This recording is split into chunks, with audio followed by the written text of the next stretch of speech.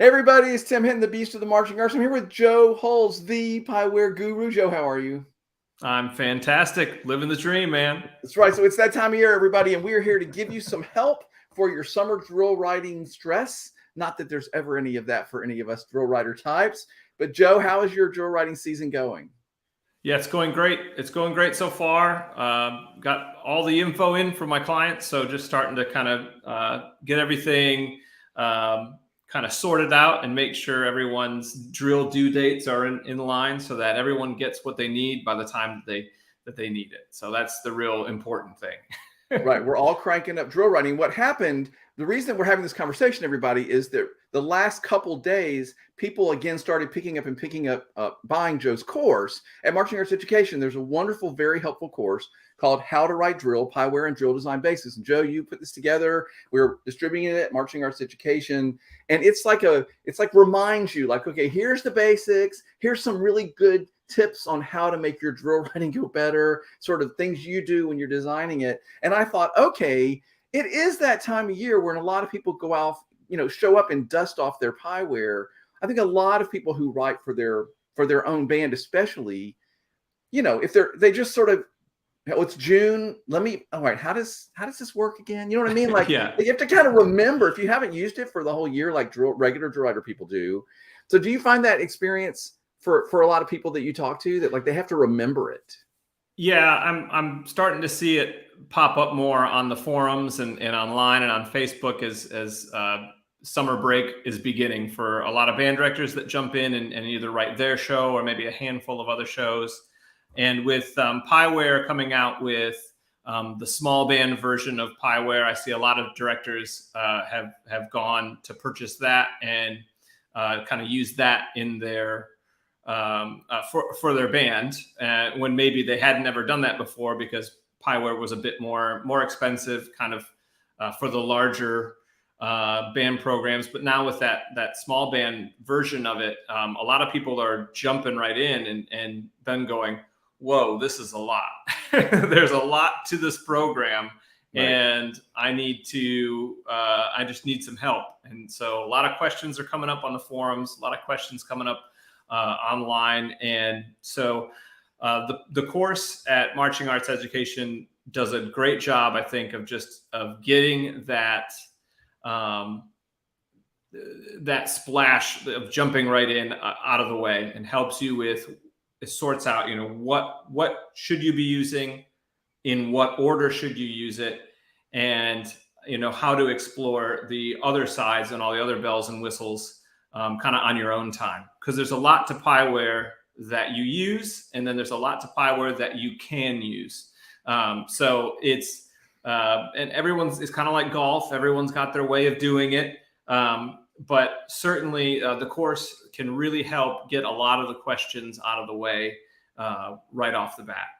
Yeah, that's why I want to have this conversation. I just want to remind everybody, and if you're watching this live or later on, and you even know somebody that needs this advice, here's what I would do, Joe. If I was that person who, like, has been a long time since I opened the program and I'm about to start again, I know what I have to do every year is I have to go like, okay, let me do a little test here and remind, oh yeah, that's what, like, I literally have to remember what the symbols mean, because I haven't used it in probably 9 months. Right. So I feel like if I was that director, I would buy your course, and then I would just like take that hour or whatever, and just take a little time and say, okay, let me just watch these videos. Let him remind me, here's the tools. Here's how I suggest you use them.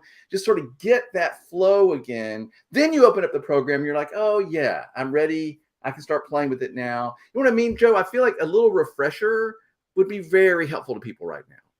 Yeah, totally. I mean, even I started getting back on writing about a week ago, and it was just nice to remind myself of what I do to set up my file. What's my workflow? How, what am I going to do this year? And I kind of tweak things every year, but anytime I write a drill, I do the same kind of 10 things in a row to start a file. And learning that for what you like and is your style is really important. And that's where the tutorial can help save a lot of time. because when you get to it and you're looking at a blank canvas and you got to throw those dots on there and you go, oh man. And plus, if you just came up from maybe version 8 or version 9 and now you're on version 11 and you're wanting to do performer props and floor covers and some of the other things that are built into it that are newer, it can be daunting to try to find the answers to your questions. And I tend to cover some of those extra topics on my YouTube channel, which is linked to this. And a lot of times those extra videos that I throw on there are ones that cover those topics of how to change equipment at the front sideline, or how to animate a certain thing into the drill, like putting your instruments down, marching away, marching back, and picking them back up again. It's kind of there are all these extra things that you don't necessarily need to do, but sometimes your clients need to see those things just so that you know that the pathing will work and everything will happen. So the YouTube channel, as well as the tutorial series, really are both helpful tools to getting the answers to your questions when you have them. Yeah, so the links to those are in the comments here for this conversation we're having. But in case anybody can't find those, Joe, where's your YouTube channel? What's it called? How will they find it? It's just Drill Design Solutions. So it's at Drill Design Solutions on YouTube, or my website, drilldesigsolutions.com. There's all the links there, and links, of course, to the tutorial. And then we did that webinar series a few months back, and I've got all 4 of those webinars there as well. If you just wanted to follow along and do a drill with me before you try to do a drill on your own, then you can kind of just see some of the tips and tricks, because a lot of the teaching is hard to explain unless you're actually in the moment doing it. So take the time and get out there. There's loads and loads of good resources there, both on my website and yours. Yeah, absolutely. And you can find that webinar series also at Marching Arts Education, wherever place you want to go find it, doesn't matter. But, and I got to tell you, I would say the same thing, Joe. Like, if you need some inspiration, if you're thinking, there's some things I'm trying to do this year that I haven't done before, I would say go watch that webinar series. And Joe, we see him, how he does it. He explains what tool he uses. You did some things in there that were absolutely ingenious that I wish I could always remember. I'm going to have to go back and reference it too, because I find myself at times doing things the long way. And if I really knew the trick that you showed us, I could probably save a whole lot of time. Now, Joe, I have to admit, as a drill writer, I tend to use like the same 3 tools like most of the time. And it's probably really terrible. I mean, I don't know. I'm not, if I was doing it all year round, I would probably be more affluent at it. But I do, like, I morph everything, and that's probably, that's just the way I always write. But there's probably like I said, when I watched you on those webinar series, and you're like forming blocks and things in really efficient ways. So everybody, it's worth your time, especially if you're like the band director that's just writing one show or a few shows. Like, take the time to sit down one evening and watch through some of that stuff, and I think you would find it really helpful. Yeah, totally. Yeah, there's more than one way to do it, right? I mean, there's the adjuster tool that's in there. You like to use the morph tool, and then I call them the big 4: the line tool, the curve tool, the arc tool, and the dot, the single place. Those are the big 4 tools, and I've got a video on those on my YouTube link, and it pretty much just shows how you can use those 4 tools to pretty much just create everything or anything that you need to in the program. But there's like 30 other tools that also can help you do that in 1 step as opposed to 3 steps. So coming up with those ways to develop how you like to write and how quickly you like to do it, that's the most important thing. And you don't get to do that until you watch other people do it, Right. Yeah, learn a lot of new things. I guess I need to get a T-shirt that says Team Morph Tool, because like I seriously, like, I use it probably 80% of the time. I should not admit this on live video, because people are going to be like, I'm going to be getting mocking messages now. But hey, the good thing about PYWARE is you can kind of do it the way you want to do it. It's very robust. But I think having a reminder, this is my point, everybody. We started this whole conversation by saying a lot of people are pulling out their PYWARE, dusting it off, and saying, how does this work again? I haven't used this since last June. I think that really is true for a lot of people. And our Yeah. premise is go in the course at Marching Arts Education that Joe has there called How to Write Drill, PYWARE and Drill Design Basics. It takes you through the basics, reminds you of everything. I would just go through that, take an hour or whatever, a couple hours, and figure that out. Joe, you have tons of great stuff on your YouTube channel. We were talking about the fact that we have some webinars where we see you writing drill and the tools you use and the processes you use. All of this stuff can help you get back into it.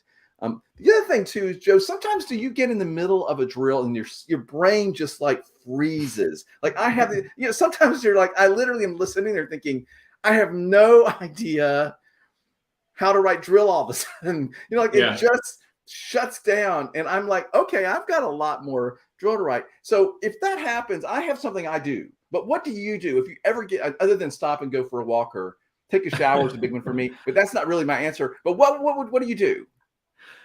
Yeah, so it happened to me yesterday, and then today was I got back at PYWARE today. It was great. Just before this session, I think I wrote it was like 14 pages of drills, almost all of them, an entire movement in just a couple of hours. Whereas yesterday, I put my first page down, thinking I knew where I was going with it, and then that was the only page I had after all day. I tried about 150 different ways to get from there to where I needed to be. And then I just went, couldn't do it. So the biggest thing I think when you get writer's block and you just don't know what to do is you need to choose one of two methods to fixing the problem. And it's a little bit harder to do once the drill has already been started. But if you're just starting movement one and nobody's really learned anything yet, then you have kind of two choices. And the fix for me was I was trying to go from page 1 to page 8, whereas I realized, and I didn't realize until I had done it 150 times, that I needed to be going from page 8 back to page 1. And that's the backwards method. So start where you want to end and then work backwards to the beginning. So the backwards method tends to work really well. But I employ usually the most important section method. And I talk about this in the tutorial. The most important section method is who's most important, move them first or get them in focus. Make sure that they are clearly seen and everything else is either reacting to them or framing them, that sort of thing. So the most important section method usually for me gets me out of anything where I'm just stuck.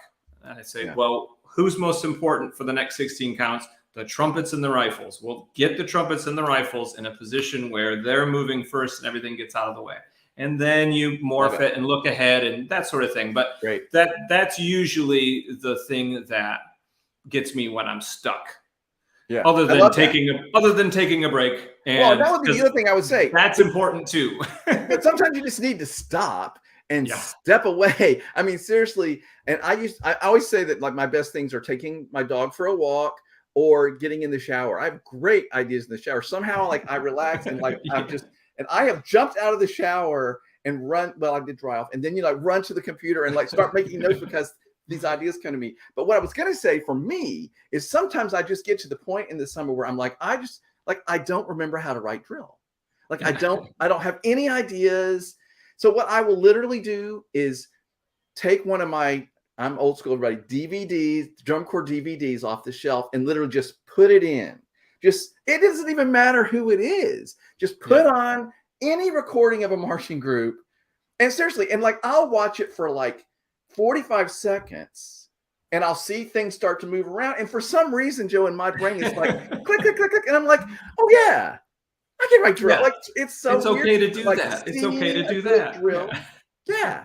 Like I'm serious. Like sometimes it shuts down, but then I'll watch. Oh yeah, look, they're just following a leader over here, and this block is rotating, and here come the rifles, and I'm like, oh yeah, this isn't as hard. Like I think I have to remind myself that it's really not as complicated as we think it is. No, and other times you just have to employ the KISS method. Keep it simple, stupid. I mean, that's just what it is. And when in doubt, just keep it simple, keep it clear, and easy. And a lot of times those are the drills that the client and the ones that are most successful is when you can just, absolutely, the kids can perform it just flawlessly because you didn't overcomplicate things. Listen, and I know how the activity is, everybody, and I know that right now it seems like in the top groups they have to have 6 complicated things happening at the same time, whatever. But like, I'm like, no. This is, first off, my brain doesn't like that. I don't care how great they are. And second off, that's not how most groups are, right? We're not all writing for the Blue Devils. We are writing for local band XYZ, and they just need to have a drill that works, that makes sense with the music. The stages, if you can do that, you're way ahead of most bands. I mean, really, Joe, if it fits the music, it's you can understand what's going on. The instruments are in the right places, so they sound good. Like, that is the whole battle.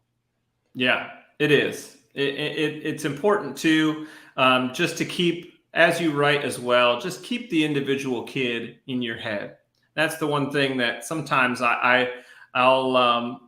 have a whole section of the drill going, and I'll think, okay, well, the tenor saxophones aren't necessarily with the trombones and baritones, but in their music they are. And you may think, well, they'll be all right. Well, no, you should really try to get them closer, because for those kids on the field, those 3 kids or those 2 tenor saxophones, they're really going to want to be with the people playing the melody. So I think it's important to make sure that you're thinking, and sometimes it's hard to get everybody in the right place. But it's important to think of the individual kid, because those 2 kids or 3 tenor saxophones are going to have a more confident sound and tone and enjoy performing because they're in the right spot with the right people. And it was actually just this morning that I had that thing happen, and I thought I need to go back and make sure that those 3 are with them, and that's an important thing, and that's more important, I think, than run here, do this, run there, do that, climb this prop and do that. In some cases, it's just important for everybody to be with their section and be able to be in a position to make great music. So yeah, if it's musical and the band can sound good, you're way ahead of most groups. Everybody, we're talking about help for writing drill this summer. This is Joe Huls, the guru behind our course at Marching Education called How to Write Drill, Power and Drill Design Basics. Also, he has a YouTube channel. There's links in the comments.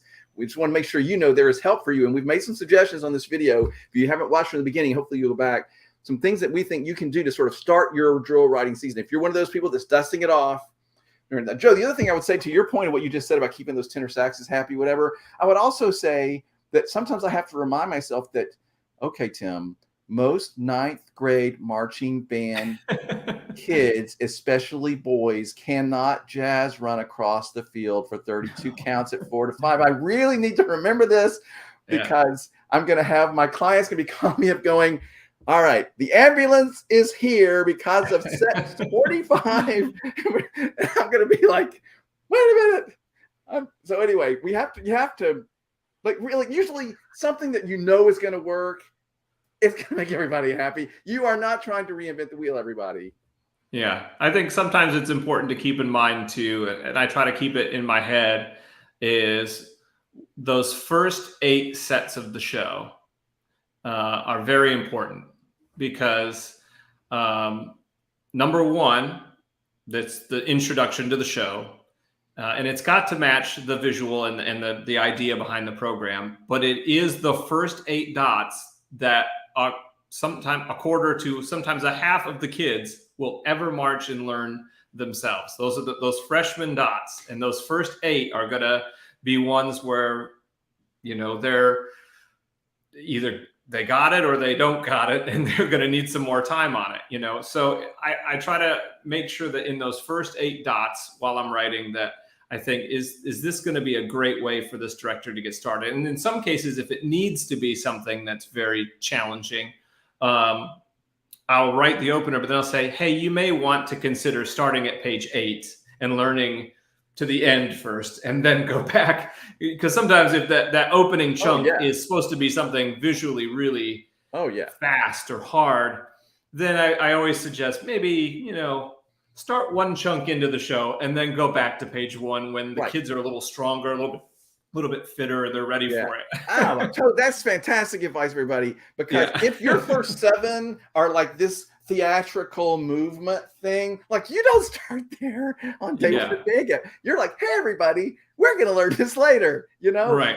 Let's go where Or this page quad one, brooks. everyone's supposed to be laying down in this big elaborate form. You think about laying down in Georgia on the asphalt in August, it's just, and we don't. Start there, everybody. We don't, but eventually we do. But that's a great advice. That's so hilarious. I'm just imagining that freshman kid at his first day of band camp. Okay, what you're going to do, you're going to lay down on this hot asphalt, and then we're going to do this.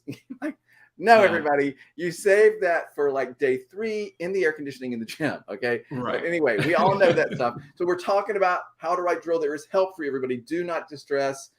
I can tell you, Joe, I write drill a lot all summer, but every year in May, I literally open up PYWARE and I have to remember how it works. So if that's you, if you're watching this, do not feel bad. That is, unless you're somebody that writes drill all year round, that's your profession, whatever. I do a lot of other things besides write drill. And every year, I will open it up and I will think like, for me, I'll think like, which one is the morph tool? Where's my special friend? Because I use the morph tool a lot. We've already went through that, everybody, if you haven't watched it. All right. So the last thing I want to say is right now, this week's podcast is with the Cavaliers. The Cavaliers this summer are doing their 75th anniversary show. They have this like slam dunk of a design staff. And I had the great privilege of getting to talk to them. That podcast is out right now at the Marching Roundtable. And you can find the video version in Marching Arts Education. Just go to the Marching Roundtable where the podcast is, click on the link. You can see that. I'm going to play a little short bit from that podcast because I think it's such a great conversation. And I want to give everybody a little teaser of what it is. It's just for the Cavalier fans. I want them to maybe hear some things that they remember, but hear them in, I hope, the most beautiful way, where they can say, I kind of knew that was coming, but I didn't know it was going to come like that. And it's all about goosebumps, at least for me as a writer. As I was putting the closer on paper, it's like, how many goosebumps, how many teardrops can we get from people here? Greetings. Okay, so everybody check that out. That's, of course, the famous Hall of Famer Richard Salcedo, who was famous for writing all of those Cavalier shows in the early 2000s that won all those championships and that we all love so much. And he is back as the music arranger and brass caption head at the Cavaliers this summer. Everybody is really excited and buzzed about that. And they wrote a special original composition as the closer of their 75th anniversary show. And as he said their goal is chill bumps everywhere, not a dry in the house. And of course, they have the Over the Rainbow is the Cavaliers theme song, and that's all going to be in there. In fact, Joe, was pretty cool. The name of their show is called Where You'll Find Me. And I was like, what is that? And they explained to me that is a line from Somewhere Over the Rainbow. That's where you'll find me. And so I'll tell everybody where you're going to find me is watching the Cavaliers this summer live in a stadium, if at all possible. That's the way to watch drum corps. So anyway, check out that. Next week, I talked to 2 folks from the Madison Scouts. The week after that is the Cadets. The week after that is going to be Crown. So it's a great summer of interviews about drum corps this summer at the Marching Roundtable. So I hope everybody check that out. Joe, any advice, anything you want to say to people as we're ending this conversation about drill? I'll say it's okay. It's going to be okay, everybody. It's all right. You can do it. Breathe. Take breaks. And as we've already said, Joe has tons of things to help. We have the course at Marching Arts Education we've talked about. Lots of help online for people like Joe. Joe, what would you say? Yeah, I mean, if you're just jumping in and this is your first time getting into PYWARE, please don't feel like you're alone. There's a lot of people out there that have questions. Please feel free to reach out, use the PYWARE forums, send emails to people. The drill designer community is super helpful with that. And my YouTube channel has a lot of great resources. There's a playlist, especially for band directors, called Band Director's Guide to PYWARE, with videos in it. So there's plenty of resources out there. Don't give up.